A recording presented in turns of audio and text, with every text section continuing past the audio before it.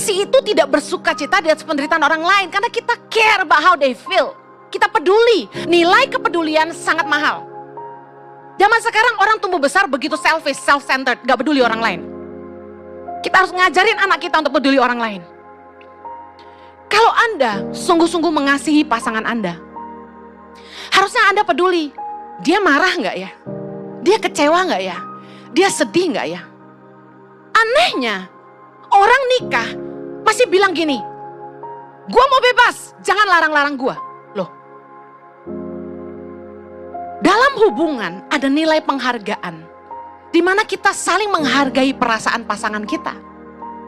Nggak bisa lagi kita seenak kita, saya mau begini, terserah, kamu mau apa? Kan ada kan gitu kan? Istrinya ngecek HP nggak boleh. Jangan ganggu-ganggu saya, ini urusan saya. Suaminya mau pergi sama teman kemana, istri nggak boleh ikut campur.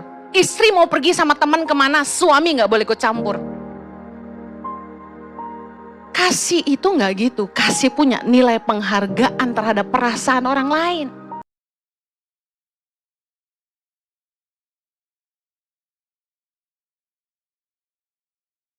Tumpahkanlah isi hatimu, berikan roh hikmat dan wahyu, supaya firman-Mu boleh disampaikan dengan bahasa yang mudah kami mengerti, dan tolong kami untuk menghidupinya dalam hidup kami.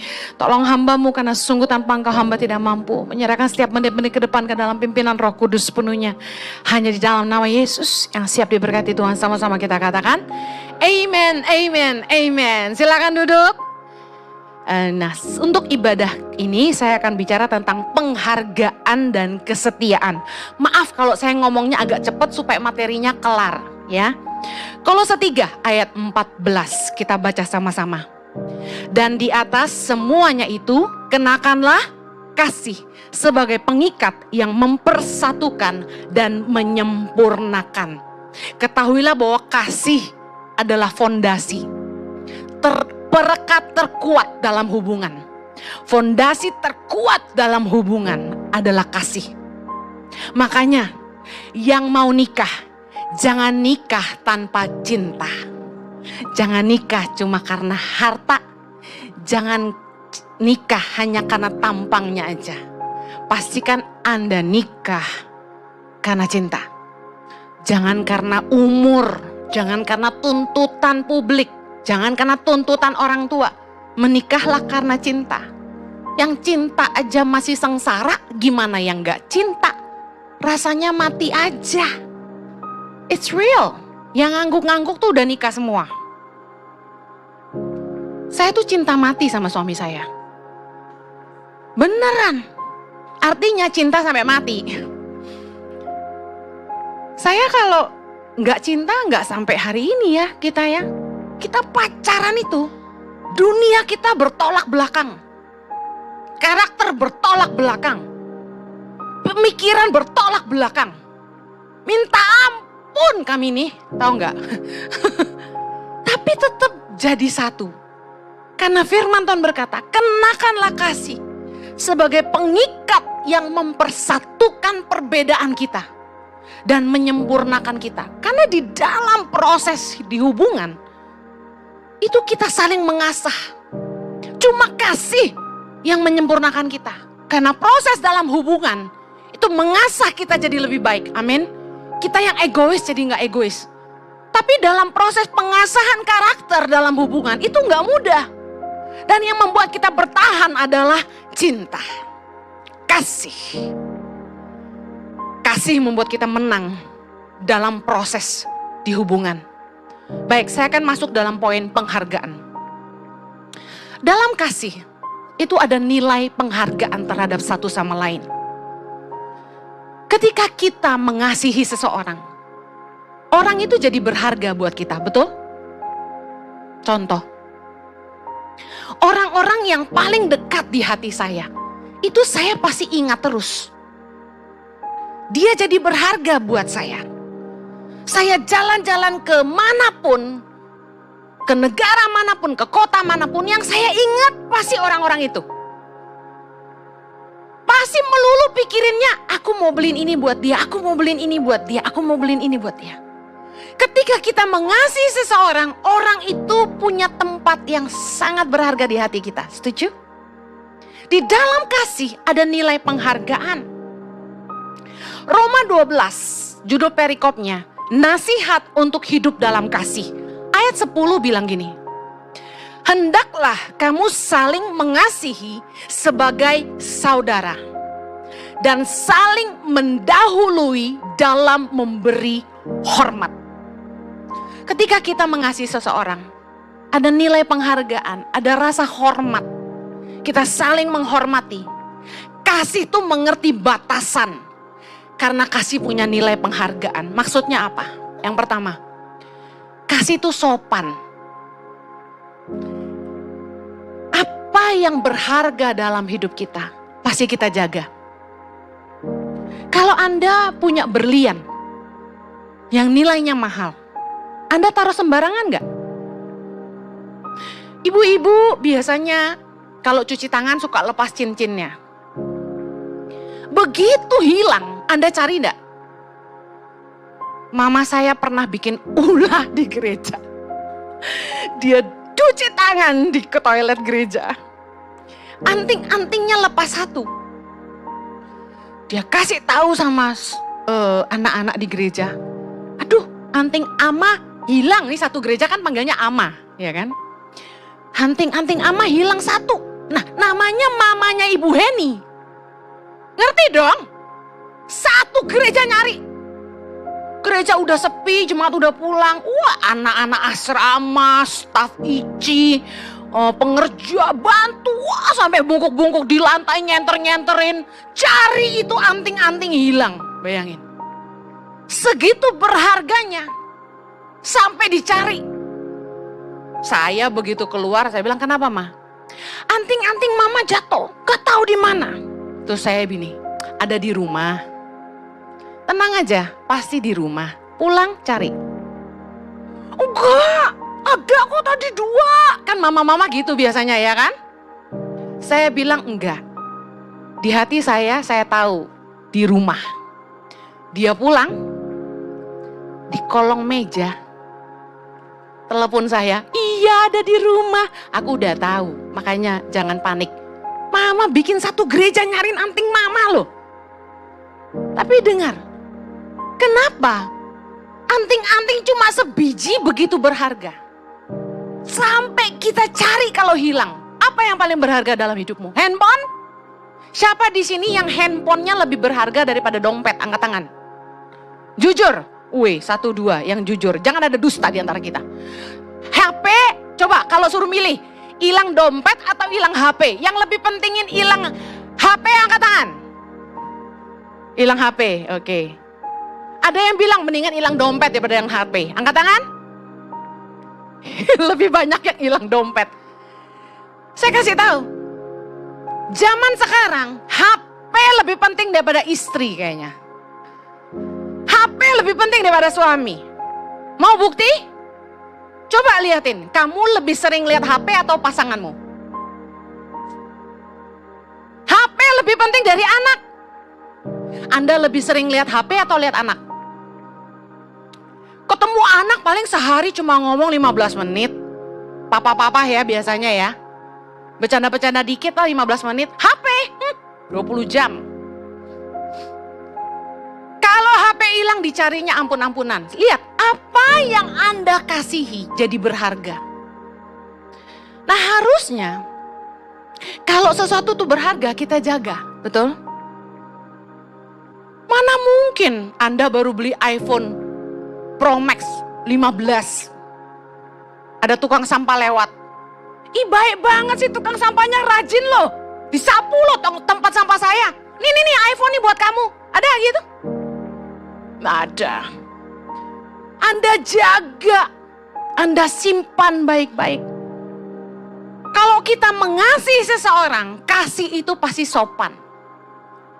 1 Korintus 13 ayat 5. Ia tidak melakukan yang tidak sopan dan tidak mencari keuntungan diri sendiri. Kasih itu sopan. Ini yang membedakan kasih dan nafsu. Kasih punya nilai penghargaan, tidak sembarangan comat-comet orang. Tapi nafsu merusak. Anda mau bedain orang itu mengasihi Anda atau hanya nafsu aja? Lihat, dia menghargai Anda atau merusak Anda. Dalam 1 Korintus 13 tentang kasih, ayat 6 dikatakan gini. Ia tidak bersukacita karena ketidakadilan, tapi karena kebenaran. Kasih tidak bersukacita di atas penderitaan orang lain. Harusnya, kalau orang tuh mengasihi, dia peduli perasaan orang lain. Kalau Anda mengasihi istrimu, suamimu, orang tuamu, anakmu, kamu peduli perasaan mereka. Kasih itu tidak bersukacita di atas penderitaan orang lain karena kita care about how they feel. Kita peduli. Nilai kepedulian sangat mahal. Zaman sekarang orang tumbuh besar begitu selfish, self-centered, gak peduli orang lain. Kita harus ngajarin anak kita untuk peduli orang lain. Kalau Anda sungguh-sungguh mengasihi pasangan Anda, harusnya Anda peduli. Dia marah gak ya? Dia kecewa gak ya? Dia sedih gak ya? Anehnya, orang nikah masih bilang gini, gua mau bebas, jangan larang-larang gua. Loh, dalam hubungan ada nilai penghargaan, di mana kita saling menghargai perasaan pasangan kita. Nggak bisa lagi kita seenak kita, saya mau begini, terserah, kamu mau apa? Kan ada kan yang gitu kan? Istrinya ngecek HP nggak boleh. Jangan ganggu-ganggu saya, ini urusan saya. Suaminya mau pergi sama teman kemana, istri nggak boleh ikut campur. Istri mau pergi sama teman kemana, suami nggak boleh ikut campur. Kasih itu nggak gitu, kasih punya nilai penghargaan terhadap perasaan orang lain. Kalau ada yang masih bilang kayak gitu, saya maunya gini, kamu mau apa? Itu jangan nikah. Anda yang masih bilang, aku ingin dapat terbang jauh, jangan nikah. Karena dalam pernikahan, dalam hubungan ada komitmen untuk saling setia. Herannya gini ya, ini fakta. Kenapa waktu pacaran, nilai penghargaan tuh sangat tinggi. Tapi waktu orang masuk dalam pernikahan, nilai penghargaan jadi berkurang. Kenapa? Dulu waktu masih pacaran, keluar masuk mobil dibukain pintu bukan? Saya masih ingat, Jojo jemput saya, lari-lari dia, bukain pintu. Sekarang, geser kamu. Enggak deh. Kita kalau pacaran, sini sayang, aku angkatin, berat ya. Saya dengar ada yang pacaran kayak gitu, gentleman. Begitu udah nikah, istrinya tergopoh-gopoh jalan di belakang bawa barang, suaminya jalan cepat-cepat di depan. Untung suami gue gak kayak gitu. Suamiku angkat barang-barang berat, aku gak boleh berat-berat. Kenapa ya waktu pacaran nilai penghargaan begitu tinggi? Bener gak? Kita jaga pasangan kita. Kesandung, aduh sakit ya sayang. Ditiup-tiup, dicium, sakit. Mana-mana jari yang kejepit, aduh sakit ya. Udah nikah? Makanya, mata lihat. Beda kan? Kenapa setelah menikah nilai penghargaan turun? Karena kedekatan hubungan menipiskan toleransi. Udah gak tahu malu, bedehak-bedehek, gak malu. Kalau dulu masih pacaran, apalagi waktu baru dating, astaga, makan dikit, mau maaf, geli. Udah nikah, dulu mau makan ayam goreng aja pakai sendok garpu. Sekarang, makanya saya bilang, Anda bisa menilai kedekatan hubungan Anda itu dari apa? Anda berani kentut di depan orang itu, berarti udah nggak ada nilai toleransi di situ. Padahal tahu nggak sih, pernikahan di mata Tuhan tuh sangat penting. Saya buktikan. Mujizat pertama yang Yesus lakukan apa? Mengubah air jadi anggur dalam perkawinan di Kana. Siapa yang menginisiasi pernikahan? Tuhan. Kejadian 2. Bukankah Tuhan yang membawa Hawa kepada Adam? Dan Tuhan berkata apa? Laki-laki akan meninggalkan ayahnya dan ibunya dan bersatu dengan istrinya, mereka menjadi satu daging. Pernikahan sangat penting di mata Tuhan. Dalam mujizat Yesus mengubah air jadi anggur di perkawinan di Kana. Kenapa anggur yang dirubah? Kenapa dalam pernikahan itu mujizat yang Yesus lakukan justru mengubah air jadi anggur? Karena anggur punya sifat, the older, the better. Makin tua makin manis, makin tua makin baik. Anggur yang bagus itu kalau disimpan makin lama makin enak. Tapi kalau anggur murahan enggak, ya. Anggur yang enggak bagus tuh mau disimpan sampai kapanpun rasanya kecut. Tapi anggur yang bagus disimpan makin lama itu harganya makin mahal. The older, the better. Nah harusnya dalam pernikahan, semakin lama kita menikah, hubungan kita harusnya udah makin manis. Why? Karena bayanginlah, kita baru pacaran, mungkin ada yang pacaran cuma 3 bulan nikah, setahun nikah, 2 tahun nikah. Saya sih 9 tahun ya. Tapi itu pun tahun pertama pernikahan masih kayak neraka. Orang kalau baru nikah itu masih penyesuaian bahasanya. Masih kaget-kaget gitu loh. Tapi harusnya makin lama makin ngerti. Kalau dulu Jojo marah tuh saya nggak peka. Sekarang dia baru napas saja saya langsung tahu dia marah. Jadi dalam pernikahan semakin lama harusnya semakin manis karena kita makin ngerti pasangan kita. Lalu kita makin bisa mentoleransi kekurangannya. Dulu mah kita marah-marah terus, misalnya gini, kamu cuek banget sih sama aku, kamu kok gak perhatian sih, wah berantem soal itu. Kamu kok terlalu sibuk sih, wah berantem. Sekarang udah EGP. Dulu Jojo gak pulang-pulang saya telepon, di mana kamu? Weh galak gue, pulang loh, udah jam berapa nih? Lu gak mau pulang, gue kunci pintu lo ya. Jam 12 gak pulang-pulang. Sekarang, I know my baby will come home. Will come home to me. Bikin lagunya ya. Udah tenang, udah tahu. Karena pernikahan udah lama, kita udah ngerti pasangan kita. Kita udah bisa terima kekurangannya. Makanya pernikahan makin tua harusnya makin manis kayak anggur.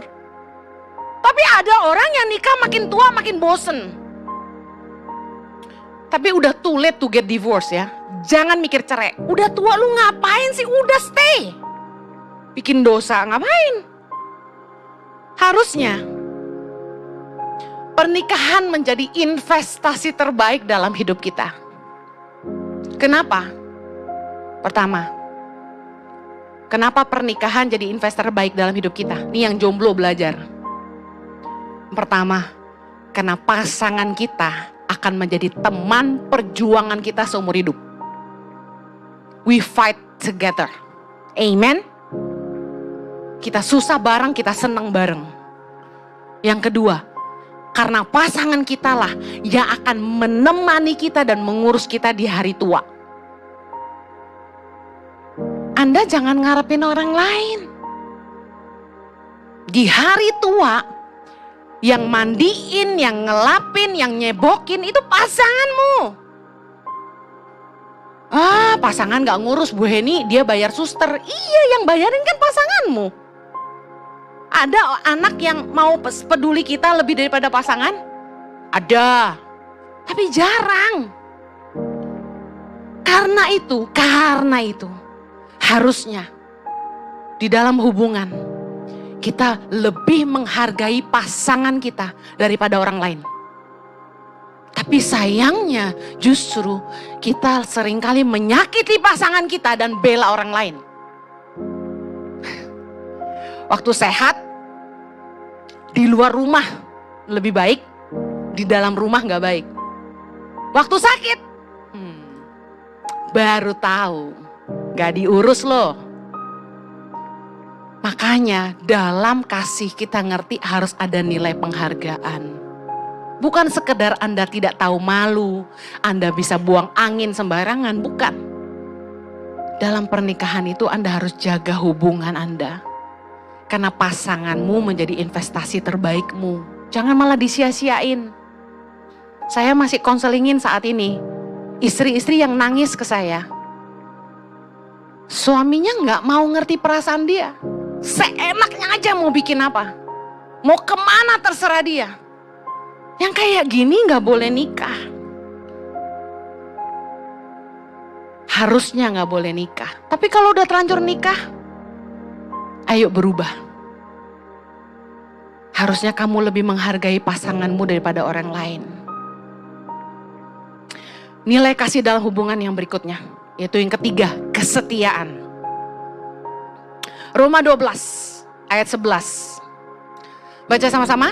Janganlah hendaknya kerajinanmu kendor, biarlah rohmu menyala-nyala dan layanilah Tuhan. Bersukacitalah dalam pengharapan, sabarlah dalam kesesakan, dan bertekunlah dalam doa. Well, hidup ini gak selalu baik. Hubungan tidak selalu indah. Tapi kasih yang membuat kita bisa bertahan dalam kesetiaan. Katakan amin. Saya mau bahas dulu tentang kesetiaan dalam melayani Tuhan. Dikatakan tadi di ayat 11, janganlah hendaknya kerajinanmu kendor, biarlah rohmu menyala-nyala dan layanilah Tuhan. Kasih kita kepada Tuhan yang akan membuat roh kita ini terus menyala-nyala untuk melayani Dia. Kayak orang yang baru jatuh cinta gitu loh, exciting, semangat untuk ketemu pacar. Kalau kita mengasihi Tuhan, kita semangat ke gereja untuk melayani. Semangat ke gereja tiap minggu untuk menyembah Tuhan, untuk dengar firman. Karena kita mengasihi Tuhan, kita gak hitung-hitungan waktu. Bahkan kita rela mengasihi tenaga, waktu, uang untuk melayani Tuhan. Semangat melayani jiwa-jiwa, melayani di komunitas. Meskipun semua itu gak memberikan keuntungan materi buat kita. Di Yayasan Tangan Pengharapan, saya sudah pernah ngomong ini. Saya gak dapat apa-apa. Nama baik Tuhan kasih, yes. Karya yang kami bangun sama-sama untuk Indonesia. 2006 akhir saya melayani anak-anak putus sekolah, ini udah tahun 2023, kurang lebih 17 tahun. Saya mau katakan gini. Saya tidak digaji sama Tangan Pengharapan. Tapi saya mendedikasikan hidup kami, suami istri, untuk melayani Tuhan dengan menolong anak-anak di Indonesia dan menjawab panggilan Tuhan. Gak ada untungnya buat kami, capek iya, hitam iya, flek-freckle semua di muka iya. Sampai dokter kulit pernah lihat tangan saya bilang ini penuaan dini. Gimana gak penuaan dini? Sunburn terus. Naik perahu, kebakar. Ibu gak pakai sunblock, percuma orang ombak nerpa kita, saya kehujanan, sunblock hilang. Gosong. Pulang lulur, pergi gosong lagi. Pulang lulur, pergi gosong lagi. Udah percuma lah. Makanya saya gak pernah perawatan. Karena buat apa? Sebentar juga kejemur lagi. Udahlah, memang saya built to be on the field. Diciptakan Tuhan memang untuk jadi wanita di lapangan, bukan wanita jalanan ya. Saya bersukacita melayani anak-anak di pedalaman. Saya bersukacita menolong masyarakat yang gak mampu. Mereka ada di hati saya karena saya percaya ini yang menyenangkan hati Tuhan. Saya hidup cuma buat Tuhan. Dan karena saya mengasihi Tuhan, saya pengen melakukan apapun yang membuat Tuhan berkenan buat saya. Saya percaya kalau kita tuh cinta Tuhan, kita tuh gak pernah kendor melayani Tuhan. Amen. Kita semangat gitu loh. Kita gak hitung-hitungan waktu. Orang kalau udah gak punya kasih, itu mulai pertanyaannya nomor satu gini, apa untungnya buat gua? Dalam kesetiaan kita mengikut Tuhan, saya kasih tahu, tidak ada jaminan untuk kenyamanan. Yesus berkata dalam Matius 16 ayat 24. Yesus berkata kepada murid-muridnya, setiap orang yang mau mengikut aku, ia harus menyangkal dirinya, memikul salibnya, dan mengikut aku. Mana jaminan kenyamanan? Orang sekarang banyak sekolah Alkitab. Tujuannya apa? Supaya jadi pendeta, punya gereja, jadi orang kaya. Aneh. Gak ada jaminan kenyamanan. Kami melayani, gak pernah punya standar fee. Saya juga jadi mau ketawa. Karena kalau ditanya, kalau ngundang ibu fee-nya berapa, itu jadi saya geli sendiri gitu. Karena kami tahu melayani Tuhan itu gak boleh tujuannya uang gitu. Kita mulai semua dari bawah. Kami melayani di desa, di kota kecil, gereja kecil.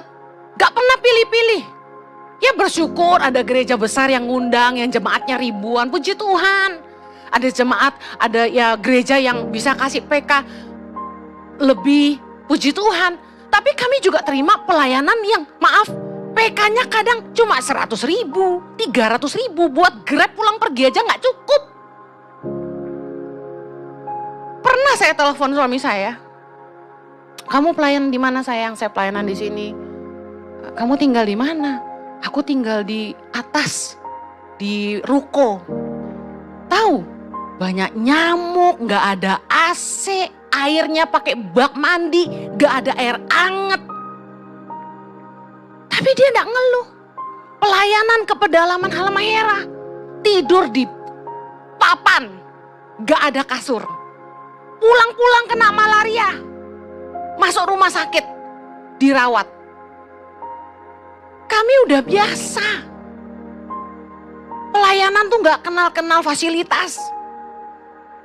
Dulu zaman pesawat terbang itu masih ada Adam Air.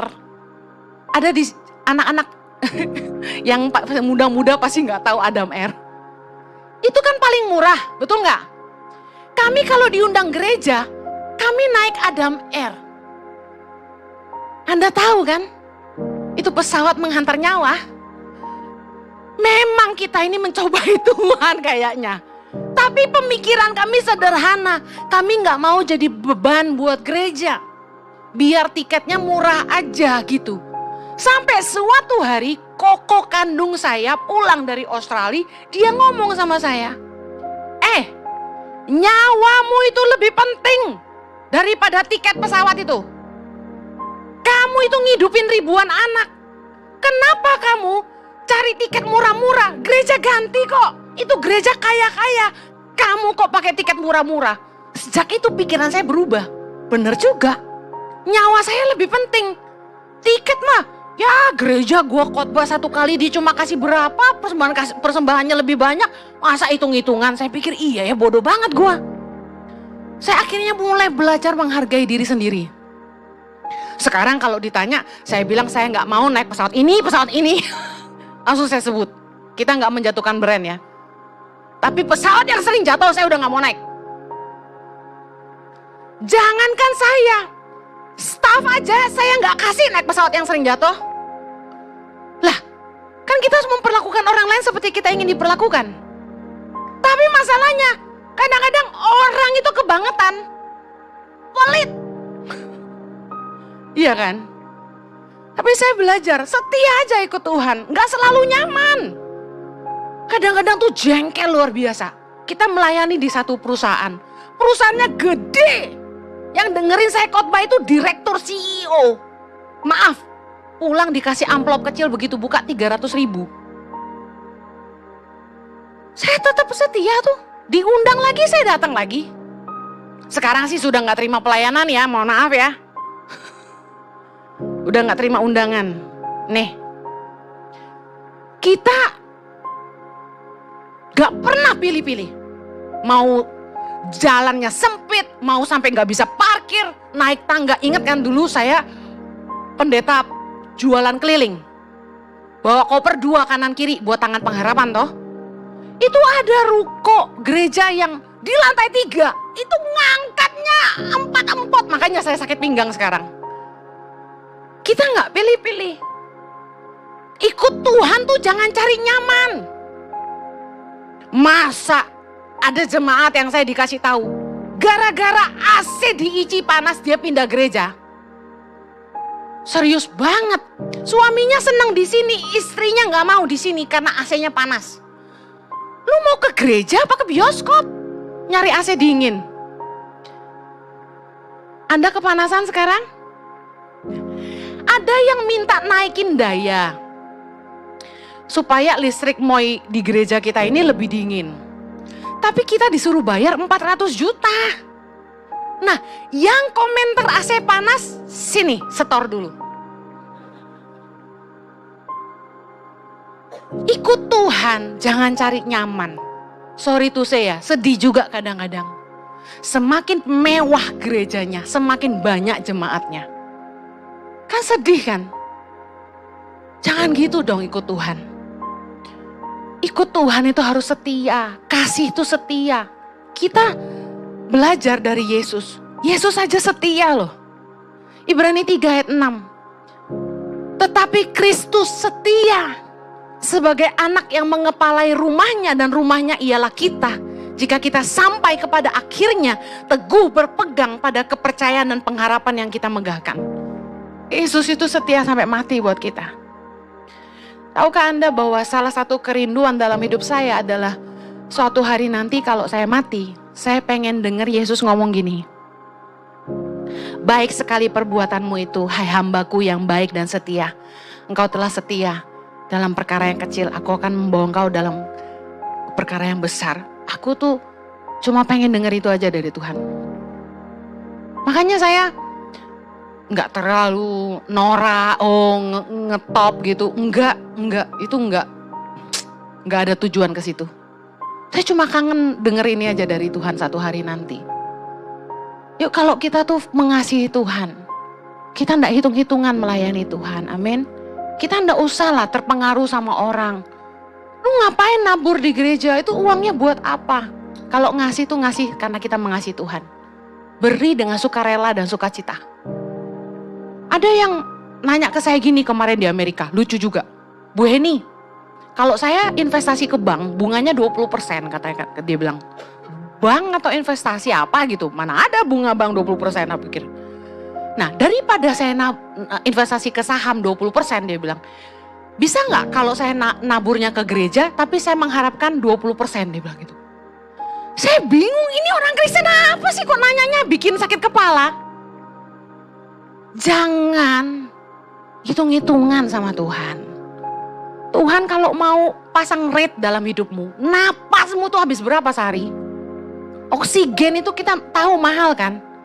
Ada orang dari gereja lain datang ke sini ngomong gini sama saya. Emang kurang ajar. Dia bilang gini, di gereja saya itu kalau nabur baliknya cepet. Hah? Gimana maksudnya? Coba ulangi saya bilang. Jadi Bu, kalau di gereja saya itu nabur katakan perpuluhan, itu baliknya cepat. Tuhan memberkati usaha saya berlimpah-limpah dia bilang. Baliknya cepat, kata baliknya cepat tuh, wah saya bingung. Kok bisa ya orang Kristen kayak gitu? Kalau Anda ikut Tuhan karena ada maunya, Anda bukan orang yang setia. Kasih itu setia dalam suka maupun duka. Amen. Makanya saya mau bahas terakhir sebelum waktu saya habis. Kesetiaan dalam pernikahan. Gak tahu ya ini kok Tuhan taruh di hati ngomong pernikahan. Sorry jomblo-jomblo. Dalam pernikahan kita akan menghadapi proses kesetiaan. Ketika pasangan kita tidak setia. Ketika pasangan kita melukai kita. Ketika pasangan kita mengecewakan kita enggak seperti yang kita harapkan. Ketika pasangan kita jatuh sakit, jatuh miskin. Ketika pada kenyataannya pernikahan kita nggak bahagia, disitulah kesetiaan kita diuji. Saya mau pesan buat yang mau menikah, jangan sembarangan janji nikah. Kenapa sih kalau janji nikah tuh dihafalin seperti yang disuruh gereja? Bukan gitu janji nikah itu. Janji nikah tuh harus lahir dari hatimu. Saya, Henny Kristianus, menerima engkau, Yohanes Kristianus, sebagai suamiku yang sah dan satu-satunya dari Tuhan. Aku berjanji. Nggak gitulah.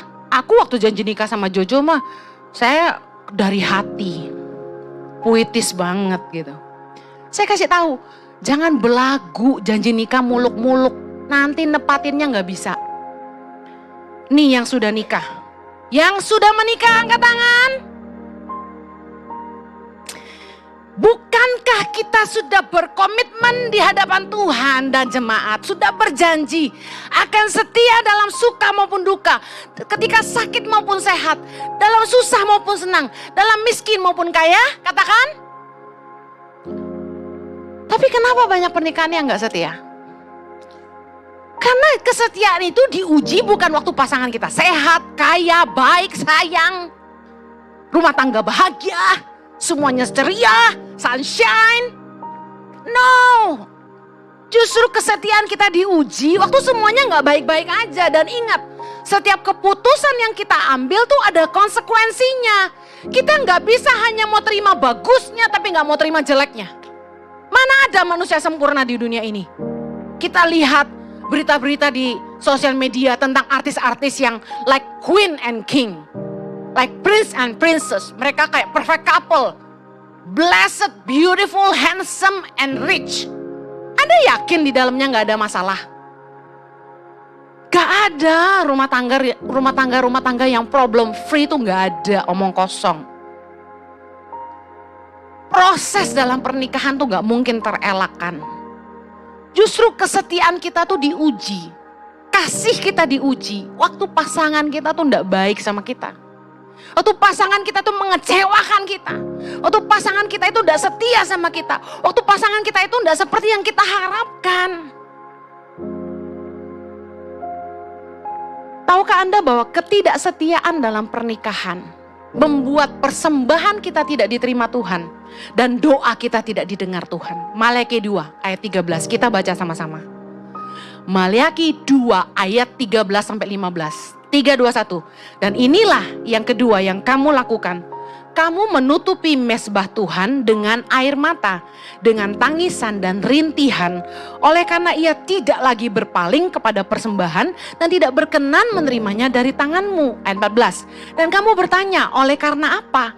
Oleh sebab Tuhan telah menjadi saksi antara engkau dan istri masa mudamu yang kepadanya engkau telah tidak setia. Padahal dialah teman sekutumu dan istri seperjanjianmu. Ayat 15. Bukankah Allah yang esa menjadikan mereka daging dan roh? Dan apakah yang dikehendaki kesatuan itu? Keturunan ilahi. Jadi jagalah dirimu dan janganlah orang tidak setia terhadap istri dari masa mudanya. Lihat, istri dari masa muda berarti udah gak muda. Dalam pernikahan biasanya laki-laki dalam usia 55, 65 itu sedang puber kedua. Mulai lihat yang indah-indah karena istrinya sudah tidak indah. Tapi sebenarnya kalau Anda punya uang, permaklah istrimu, jangan pelit. Tarik mukanya, bawa ke Korea. Suntik salmon, apa kek? Bisa kok kita lihat artis-artis mukanya kenceng, kinclong gitu. Jangan komplain, jangan menghina. Penuaan itu gak bisa ditolak. Kalau Anda gak punya duit, ya udah terimalah istrimu apa adanya. Anda gantri istri juga Anda gak punya duit. Emang yang muda-muda mau kalau Anda bokek? Cuma ditransfer pulsa mau? Enggak lah. Dengar baik. Kita sama-sama tua, growing old together is beautiful. Amen. Saya ngurus loh suami saya. Anda lihat mukanya tambah kinclong enggak? Tiap malam tak urut, tak massage. Semalam aku lupa, capek aku. Saya gosok pakai serum, saya gosok pakai olive oil. Yes baby? Saya bilang sambil tak ngomong gini, ini gue urusin jangan sampai orang lain yang pegang nih ya. Yuk kita tuh setialah sama pasangan. Karena kalau kita gak setia, Tuhan gak mau terima persembahan dari tangan kita. 1 Petrus 3 ayat 7. Demikian juga kamu, hai suami-suami, hiduplah bijaksana dengan istrimu sebagai kaum yang lebih lemah. Hormatilah mereka sebagai teman pewaris dari kasih karunia, yaitu kehidupan, supaya doamu jangan terhalang. Konflik dalam rumah tangga membuat doa kita gak didengar Tuhan. Yuk yang rezekinya seret-seret, perbaiki rumah tanggamu. Ini kok dari tadi ayatnya untuk laki-laki, yang perempuan juga zaman sekarang banyak yang meninggalkan suami masa mudanya. Ini kenapa ditujukan ke laki-laki? Karena zaman dulu kan perempuan itu nurut gitu loh, takut gitu. Kalau zaman sekarang perempuan perkasa ya Pak. Iya kan? Banyak yang ngeri-ngeri juga perempuan zaman sekarang. Sama lah laki-laki perempuan, kita harus saling jaga. Karena kalau kita tidak setia sama pasangan kita, doa kita tidak didengar Tuhan, hidup kita tidak berkenan sama Tuhan. Saya akhiri. Dalam kasih ada nilai ketulusan, kesetiaan, penghargaan, pengorbanan, pengampunan. Khusus tadi saya bahas tentang penghargaan dan kesetiaan. Jangan tidak menghargai pasanganmu. Suami harus menghargai istri, istri harus menghargai suami. Pernikahan harus jadi investasi yang paling berharga dalam hidup Anda, karena pasanganmu adalah teman perjuanganmu seumur hidup. Investasi untuk masa tuamu yang akan mengurus dan menemani Anda di masa tua. Jangan Anda tidak sayang. Jangan lebih sayang orang lain, tapi menyakiti pasangan sendiri. Kasih membuat kita bertahan dalam kesetiaan. Kesetiaan justru diuji waktu semuanya nggak mudah. Amen.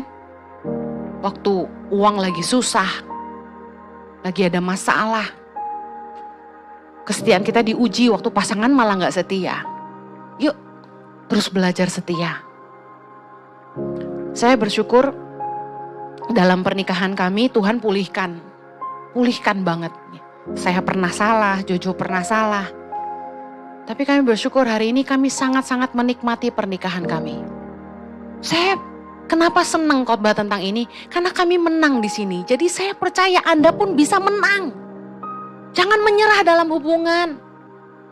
Ayo berhenti bertengkar, berhenti saling menyiksa, berhenti saling menyakiti. Cintai pasanganmu. Bahagiakan pasanganmu. Kalau Anda pengen tahu apakah hidupmu setahun ini sudah jadi berkat atau enggak buat pasanganmu, tanya, sayang, kamu lebih bahagia enggak sama aku? Jangan-jangan dia bilang gini, enggak sama kamu aku lebih susah.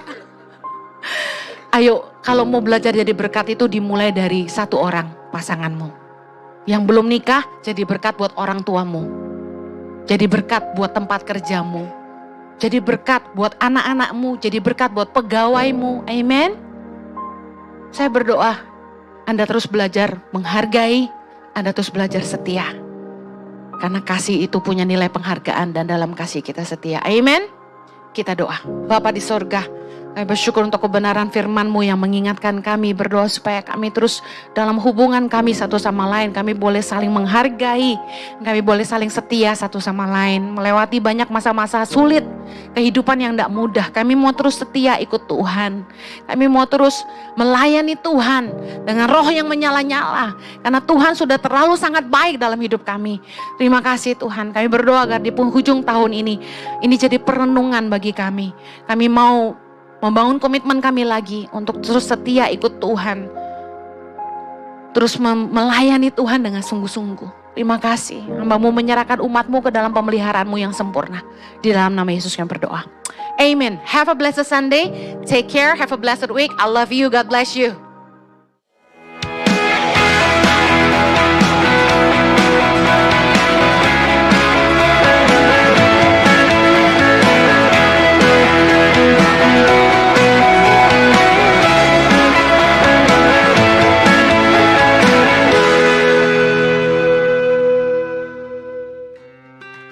Saya percaya kita semua diberkati melalui firman Tuhan yang dibagikan. Jangan lupa direnungkan dan dikerjakan dalam kehidupan kita sehingga hidup kita semakin hari semakin mempermuliakan Tuhan. Dan sesaat lagi kita akan bersama-sama masuk dalam perjamuan kudus. Mari kita persiapkan diri dan hati kita untuk memasuki perjamuan kudus. Saudara yang mengikuti ibadah online hari ini, Anda dapat mempersiapkan roti. Kalau tidak ada roti, Anda bisa menggantinya dengan biskuit. Anda juga bisa mempersiapkan anggur. Jika tidak ada anggur, Anda bisa menggantinya dengan sirup ataupun teh. Jika video ini terlalu cepat buat Anda bisa pause sebentar agar kita bisa bersama-sama mengikuti perjamuan kudus. Sebelum kita menerima tubuh dan darah Kristus, mari kita berdoa bersama-sama dengan iman dan ucapkan dengan mulut kita. Tuhan Yesus, Engkau Tuhanku dan Juru Selamatku. Ampunilah dosa-dosa dan kesalahanku akibat perbuatan, ucapan, dan pikiranku. Layakkanlah diriku untuk menerima tubuh dan darah-Mu. Amin. Mari kita angkat bersama-sama roti kita tinggi-tinggi dan dengarkan firman Tuhan. Bukankah cawan pengucapan syukur adalah persekutuan dengan darah Kristus? Bukankah roti yang kita pecah-pecahkan adalah persekutuan dengan tubuh Kristus?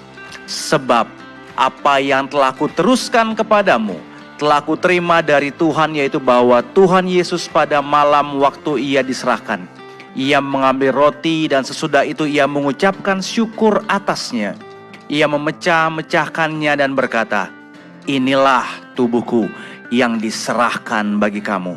Perbuatlah ini menjadi peringatan akan aku." Mari kita makan bersama-sama di dalam nama Yesus.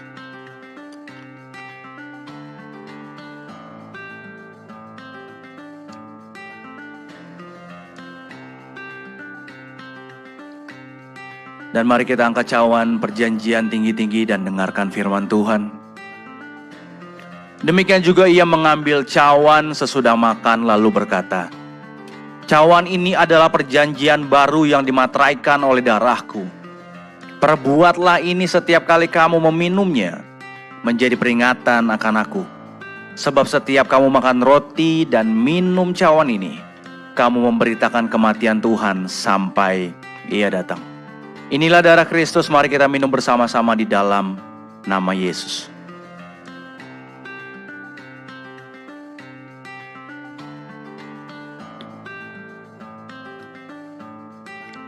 Mari kita berdoa. Tuhan Yesus, terima kasih. Mengucap syukur jika hari ini Tuhan kasih kesempatan kami bisa menikmati tubuh dan darah-Mu dalam perjamuan kudus yang ada. Biar ini jadi berkat bagi setiap kami. Bukan mendatangkan kutuk, tapi mendatangkan berkat bagi setiap umat-Mu yang ada. Karena kami tahu Tuhan, dalam setiap tubuh dan darah-Mu yang tercurah, ada kasih-Mu yang terus Kau nyatakan bagi setiap kami. Dan itu yang memampukan kami sampai hari ini ada, berjalan bersama dengan Kau. Biarlah Tuhan kuasa darah-Mu terus hidup dalam kehidupan kami, menyembuhkan kami, memulihkan kami, bahkan membawa kami dalam kemenangan demi kemenangan. Dan kami percaya Tuhan, bahwa pengorbanan-Mu tidak sia-sia dalam kehidupan kami. Kami menghidupi kematian Tuhan, dan kami juga menghidupi kebangkitan-Mu dalam kehidupan kami. Sehingga kami jadi anak-anak Tuhan yang membawa berkat buat banyak orang. Dan kami terima segala sesuatu yang Tuhan siapkan bagi kami.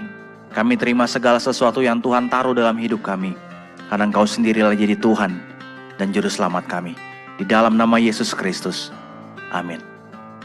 Tahukah Anda bahwa empati terhadap orang lain berarti memahami emosi orang lain, berbagi perasaan dengan mereka, dan merespon dengan kasih sayang dan perhatian.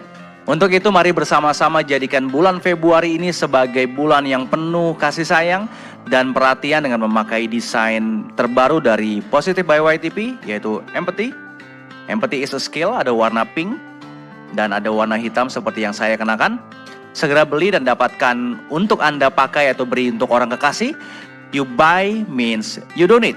Untuk informasi lebih lanjut, Anda dapat menghubungi call center merchandise Tangan Pengharapan di 0813 1100 5568 dan pembelian Shopee dan Tokopedia dengan kata kunci pencarian Tangan Pengharapan. Dan untuk bagi Bapak Ibu Saudara, teman-teman semua yang ada di Jakarta, Anda bisa datang langsung ke store merchandise Tangan Pengharapan yang berlokasi di Mall of Indonesia, lantai P3 Kelapa Gading. Untuk pencarian di Google, Anda dapat mengetik Gereja Impact Community Indonesia. Mari bergabung dalam ibadah online besok Saturday Service 10 Februari jam 7 malam waktu Indonesia Barat. Dan juga ibadah live streaming hari Minggu 11 Februari jam 10 pagi waktu Indonesia Barat, spesial Chinese New Year.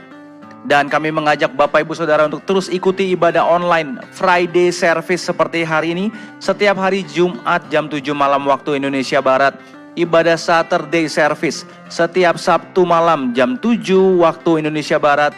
Dan ibadah Minggu setiap jam 10 pagi waktu Indonesia Barat di YouTube channel Henny Kristianus dan juga Impact Community Indonesia.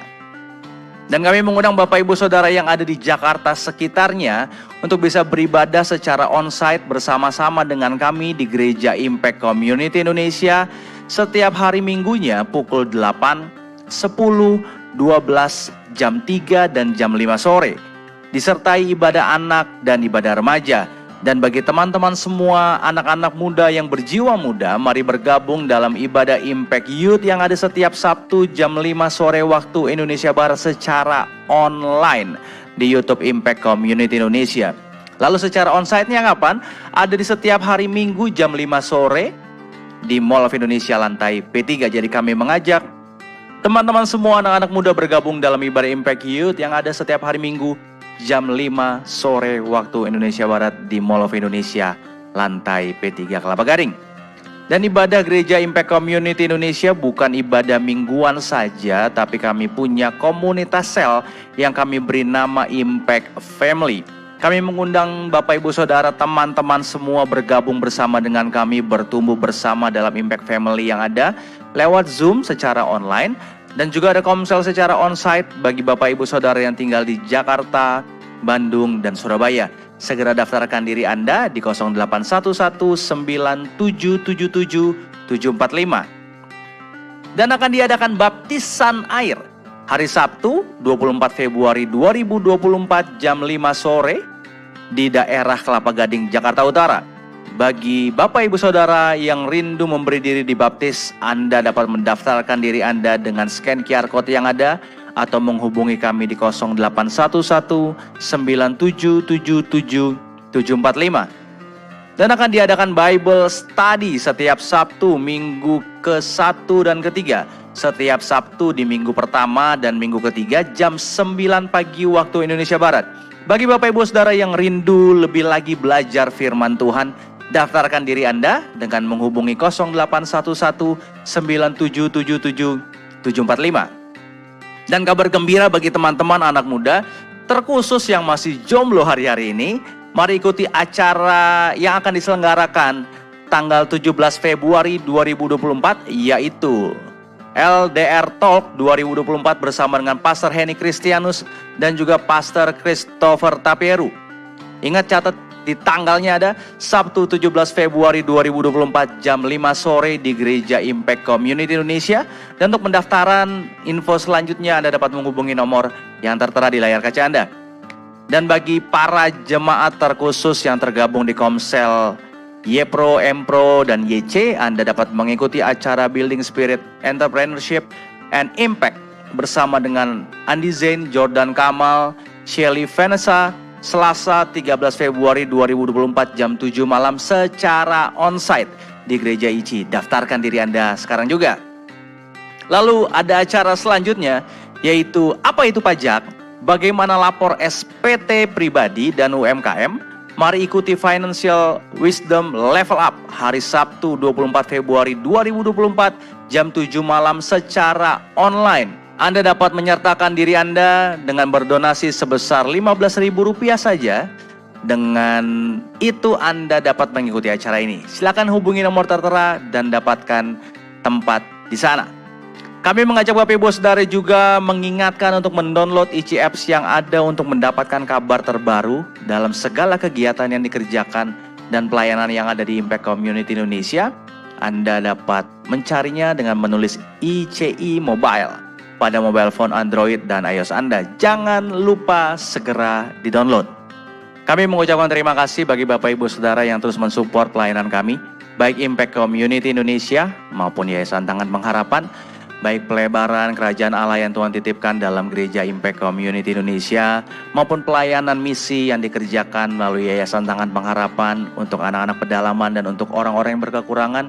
Saya percaya berkat Tuhan senantiasa mengikuti kita, dan kami terus bersama-sama mengajak untuk kita bisa mengambil bagian untuk nama Tuhan dipermuliakan dan Indonesia jadi kemuliaan bagi Tuhan.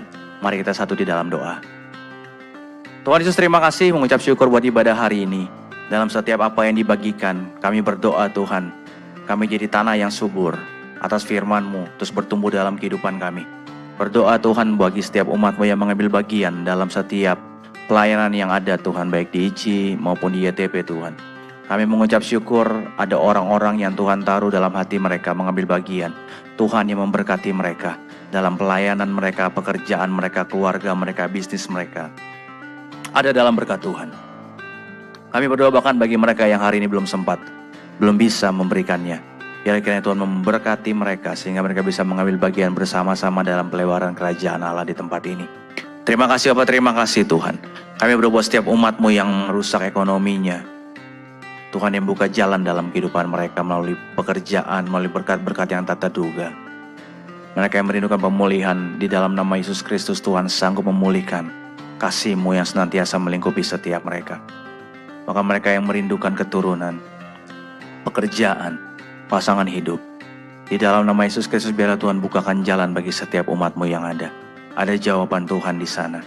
Dan selagi kami semua umat-Mu yang ada menunggu setiap jawaban Tuhan, biar terus ada iman yang kuat melihat bahwa Tuhan selalu ada bersama-sama dengan kami.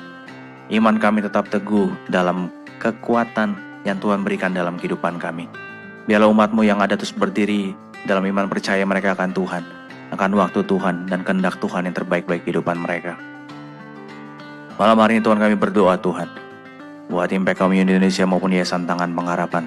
Dalam segala sesuatu yang kami kerjakan berdoa, biar jadi perpanjangan tangan Tuhan di sana. Setiap orang yang menyaksikan, yang menikmati, mereka bisa melihat Tuhan dan menikmati kasih Tuhan. Terima kasih Bapak, terima kasih berdoa bangsa kami. Dari Sabang sampai Merauke, pemimpin tertinggi sampai terendah, kami berdoa damai sejahtera Tuhan melingkupi bangsa kami. Dalam segala sesuatunya yang ada, terkhusus dalam persiapan pemilu dalam beberapa hari ke depan, biarlah kiranya hikmat Tuhan menyertai setiap anak-anak-Mu yang ada untuk memilih yang sesuai dengan kehendak-Mu. Dan biarlah Tuhan sendiri yang akan membawa pemimpin yang terbaik bagi bangsa kami. Dan biarlah Tuhan sekali lagi ketenangan, damai sejahtera ada bagi bangsa kami. Dijauhkan kiranya dari perpecahan yang ada di dalam nama Yesus Kristus. Sekali kami mengucap syukur buat setiap berkat-Mu yang senantiasa ada dalam kehidupan kami. Dan kami percaya Tuhan bahwa berkat-Mu terus ada dalam hidup kami sampai akhir hidup kami. Dan kami mau terima berkat-Mu, kami mau angkat tangan kami. Diberkatilah keluarga-Mu, diberkatilah pendidikan dan pekerjaan-Mu. Diberkatilah apa yang Kau kerjakan dengan tangan-Mu Tuhan buat berhasil. Diberkatilah tanah yang Kau injak, ada berkat Tuhan di sana yang mengikuti. Maka diberkatilah setiap doa-doa yang Kau naikkan pada Tuhan. Ada jawaban Tuhan, ada kekuatan Tuhan menyertai hidup-Mu. Terimalah berkat kasih Allah Bapa yang Maha Tinggi, kasih karunia Yesus Kristus anaknya yang tunggal, dan persekutuan yang manis dengan Roh Kudus menyertai hidup-Mu dan saya mulai saat ini sampai selama-lamanya. Tuhan Yesus memberkati kehidupan-Mu untuk Kau jadi berkat buat banyak orang. Dalam nama Yesus Kristus sama-sama kita katakan, amin. Terima kasih sudah bersama-sama dengan kami dalam ibadah Friday Service. Sekali lagi kami mengucapkan selamat menjelang tahun baru Imlek yang ada. Tuhan Yesus memberkati kita semua.